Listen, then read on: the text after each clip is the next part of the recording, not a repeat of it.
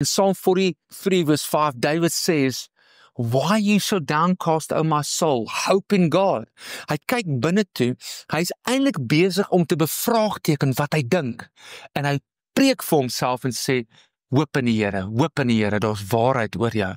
So hier's 'n paar praktiese goed, en 'n paar weke terug het ek dit ook met julle gedeel, wat ek jou wil aanmoedig, wat om te doen, wanneer die gedagtes kom.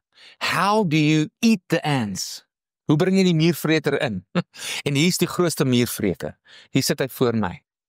Hoe ons die negatiewe gedagtes, die leuns in ons lewens vat. Whenever you feel a sad, mad, nervous or out of control, do the following. Skryf neer. Wat is jou ant? Skryf neer daai gedagte. Want die oomblik as jy op papier sit of op jou foon neersit, dan sien jy hom, jy kry hom uit jou kop uit, jy kry hom uit jou gedagte, jy sit hom maar neer, en skielik kan jy van buite af kyk. En die tweede ding wat jy doen is, identifiseer, wat se een van die 9 spesies is hy?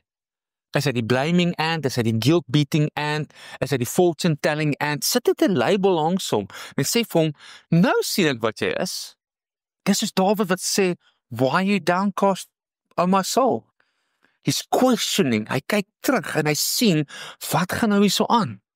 En dan vra hy homself 'n derde vraag, is dit regtig waar? Dit wat ek nou dink, is hierdie regtig waar?